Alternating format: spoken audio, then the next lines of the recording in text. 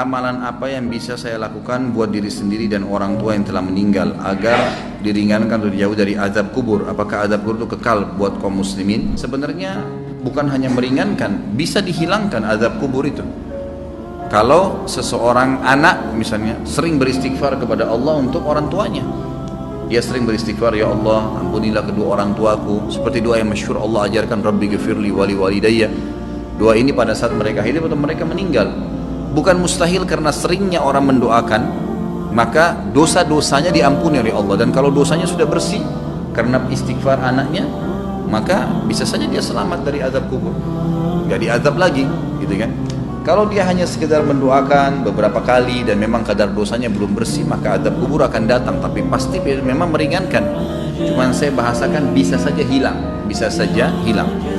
Kalau penanya ini yang maksudkan adalah apa yang saya harus kerjakan selama saya hidup, perbanyak amal soleh, semua amal soleh. Jangan tinggalkan peluang apapun dalam mengerjakan kegiatan atau perbuatan amal soleh apapun, sekecil apapun.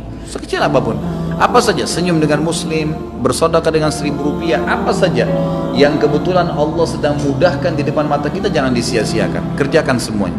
Sebagaimana sabda Nabi SAW, la tahkiranna minal ma'rufi syai'a, jangan pelit-pelit dengan perbuatan amal saleh. Kita temui ada satu orang yang lagi sedih, senangkan dia, tanya ada masalah apa, hibur, berikan nasihat. Ada orang yang sedang salah, luruskan dengan nasihat. Ada orang sedang butuh, kita bantu. Ada orang sedang sakit, dijenguk. Ada orang yang sedang terdolimi, kita tolong, gitu kan. Seperti itu. Jadi memang apa saja amal soleh. Ada orang yang sedang minta-minta, kita berikan. Jadi memang kita melakukan amal-amal soleh dan tidak memilih-milih amal soleh tersebut. Kita tidak pernah mengetahui kadar pahala yang telah Allah janjikan. Lakukan saja. Ada satu wanita namanya Zubaidah. Zubaidah ini istrinya Harun al-Rashid. Kalau teman-teman pernah dengar, ada satu khalifah Abbasi, dinasti Abbasiyah namanya Harun Rashid. Orangnya sangat terkenal dengan wibawahnya, dengan kekuatan militernya. Waktu itu Islam sangat berjaya gitu. Istrinya namanya Zubaidah, terkenal sekali.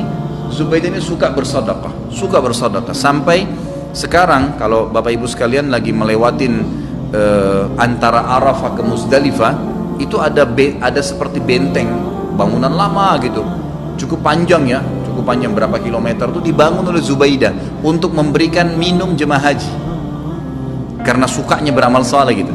Subhanallah, dinukil dalam buku-buku yang tujuannya menceritakan masalah keimanan. Pada saat Zubaidah meninggal, maka ada salah satu dari kerabatnya mimpi melihat Zubaidah. Lalu kerabatnya ini menanyakan, yang sering dibantu oleh Zubaidah, bagaimana Allah balas kamu dengan pancuran air yang kamu buat berapa kilo itu di Arafah? Kata dia, tidak ada satupun yang saya dapatkan pahala karena saya melakukannya riya untuk manusia. Lalu bagaimana keadaanmu? Kata kerabatnya, dia bilang, Allah telah mengampuni saya dengan sholat malam, 2 rakaat sholat malam yang saya rutin jaga setiap malam. Justru karena itu Allah ampuni. Kita nggak pernah tahu amal soleh mana yang Allah ampuni dosa-dosa kita. Nah, kerjakan semua amal soleh, semua, jangan dipilah-pilah. Ada teman-teman yang masuk masjid, ada kesempatan sholat sunnah qabliyah, enggak, duduk sibuk dengan HP-nya. Ada kesempatan lagi macet jalanan, bisa buka HP untuk baca Quran, bukan baca SMS, baca Al-Quran. Beberapa ayat bisa dilakukan sebenarnya, tapi nggak dilakukan. Ada orang yang lagi minta, dibisikin sedikit sama syaitan, sudahlah, dia sudah mampu, nanti aja, nanti di depan. Kita nggak sedekah, enggak. Semua peluang amal soleh lakukan, semua amal soleh lakukan. Dan ingat, untuk beramal soleh harus Bapak Ibu sekalian dipaksakan. Nggak bisa. Kalau Bapak Ibu tidak paksakan sholat malam, percaya lisan saya tidak akan pernah sholat malam sampai mati. Kalau kita tidak pernah paksakan, jadwalkan, ambil tuh Quran di rak untuk dibaca, maka kita tidak akan pernah baca. Karena syaitan itu selalu memasukkan angan-angan, gitu kan? Kalau kita mau ibadah, dia nggak bisa bilang jangan ibadah, tapi diangan-anganin sama dia. Nanti sekalian baca sekian juz, supaya kita undurnya sudah cukup untuk membuat kita meninggalkan amal soleh tersebut. Jadi kita harus paksakan. Allah mengatakan dalam Al-Quran, a'udzubillahi minasyaitonir rajim, walladzina jahadu fina lanahdiyannahum subulana. Orang-orang yang memaksakan diri untuk menempuh jalan-jalan kami, maksudnya perintah-perintah kami, mengerjakan kewajiban yang sunnah, semua dijadwalin sama dia, dipaksakan diri, kami akan pandu dia menuju ke jalan-jalan kami. Kalau kita nggak paksain nggak bakal bisa. Paksain, jadwalin, ajak keluarga, ajak istri, ajak anak, harus, nggak bisa enggak. Selama hidup saya tidak rincikan, semua kesempatan amal soleh lakukan, yang wajib dan yang sunnah, ya, yang wajib dan yang sunnah.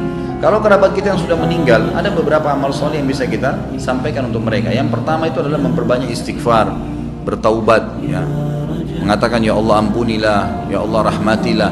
Sebagaimana kita tahu doa pada saat kita sholat jenazah, kita mendoakan itu, Allah maghfirlahu warhamhu, ya Allah ampuni dia, ya Allah rahmati dia.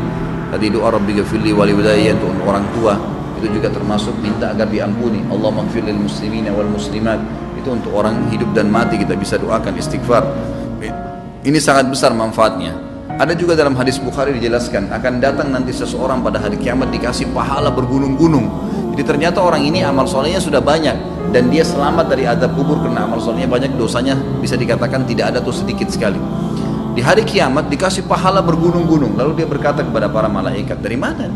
Saya tidak pernah saya tidak pernah kerjakan amal-amal ini. Dari mana? Setahu saya nggak ada karena semua amalnya sudah diperlihatkan. Dia bilang ini istighfar anakmu untukmu. Karena pada saat istighfar, ya Allah ampunilah kedua orang tua, atau kita mengatakan Rabbi ghafirli wali walidayya, ternyata dosa mereka memang sudah bersih, udah nggak ada lagi, maka tetap itu dijadikan sebagai pahala karena tidak ada pembersihan dosa, maka jadi pahala buat mereka. Kemudian ilmu yang bermanfaat yang dia milikin, yang pernah diajarkan kepada kita, makanya saya sarankan orang tua agar selalu tiap hari berbicara dengan anak-anak, titipkan selalu pesan-pesan agama kepada mereka, masalah sholat, masalah apa saja. Maka mungkin mereka akan jadikan sebagai prinsip hidup, itu ilmu yang bermanfaat. Karena tidak semua orang bisa jadi penulis. Kalau antum bisa jadi penulis itu sangat bagus, menulis banyak karya tulis kemudian dibaca oleh orang-orang, itu sangat luar biasa. Seperti Syekh Abu Bakar Jazair sekarang, bukunya yang kita bedah ini, beliau sudah meninggal rahimahullah dan kita bisa belajarin ilmunya gitu kan. Tapi kalau tidak, maka apa saja, termasuk ulama mengatakan kalau seorang ibu mengajarkan anaknya cara masak dan dia praktekin dalam hidupnya, itu ilmu yang bermanfaat. Seorang ayah mengajar anaknya untuk ke masjid, laki-laki misalnya, mengajar anak-anak untuk mewajibkan mereka untuk pakai jilbab, lalu jadi prinsip hidup mereka, itu semua ilmu yang bermanfaat. Itu semua ilmu yang bermanfaat. Kemudian sedekah jariyah yang ketiga, sedekah yang berjalan terus, ya, program-program perbaiki masjid, ya, rumah anak yatim. Dan ada di sini yang saya ingin ditiberatkan, yang banyak dilupakan oleh kaum muslimin, ya.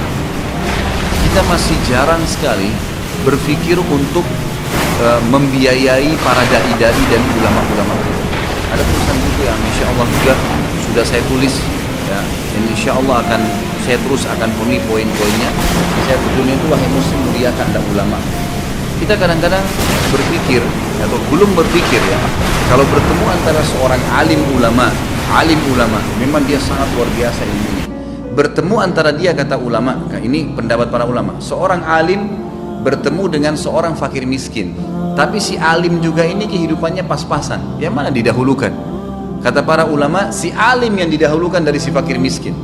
Nah, dia juga dalam keadaan miskin. Kenapa? Karena satu orang alim itu bisa memberikan manfaat kepada jutaan umat dibandingkan dengan orang fakir miskin yang tidak punya ilmu. Sampai pada tingkat itu. Kalau di Saudi ada sponsor dai, ada pembiayaan para ulama. Tidak ada ulama itu yang sengsara. Kalau di Timur Tengah, mereka disiapkan segala-galanya oleh kerajaan atau oleh kaum muslimin yang membiayai mereka. Ini juga hal yang mendasar. Itu bisa menjadi sedekah jariyah karena pada saat dia ternyata melakukan, ya, taklim, dia bisa nulis buku, ya, dari sumbangan harta yang kita kasih, maka itu kita akan punya andil. Masjid dibangun, rumah anak yatim, memperbaiki rumah janda-janda, rumah-rumah janda, kemudian membantu kaum muslimin kayak sekarang yang lagi, ya, tersiksa, ditampung mereka, kita sumbang. Itu semua hal-hal mendasar yang bisa menjadi perbanyak, ya, amal kita nanti pada saat meninggal. Kemudian haji dan umrah ini juga dibolehkan bagi orang yang hidup menghajikan dan mengumrahkan orang yang sudah meninggal atau orang yang sudah tidak mampu. Hadis Bukhari menjelaskan masalah itu. Seseorang datang kepada Nabi SAW berkata, ya Rasulullah, sungguh ya Rasulullah, orang tua saya, ayah saya sudah tidak mampu mengadakan perjalanan haji, umrah, bahkan musafir, tapi masih hidup, sudah tua sekali nggak mampu. Apakah boleh saya haji dan umrah untuknya? Kata Nabi SAW, umrah dan hajilah untuknya. Berarti orang tidak mampu boleh. Orang yang sudah meninggal adalah hadis Bukhari juga, seseorang sahabat pada saat sedang haji bersama Nabi SAW, lalu dia berkata, ya Allah, labbaik Allahumma hajjan an syubrumati. Ya Allah, saya niat haji untuk syubrumah, keluargaku yang sudah meninggal. Lalu Nabi SAW mengatakan, ahajjta an nafsik, kau pernah haji nggak buat dirimu? Dia bilang, belum ya Rasulullah. Kata Nabi SAW, huj an nafsik thumma huj an syubrumati. Haji dulu buat dirimu, baru kau boleh hajikan kerabatmu yang sudah meninggal. Hadis ini juga menjelaskan bolehnya haji dan umrah untuk kerabat. Ini kurang lebih yang diberikan gambaran oleh para ulama.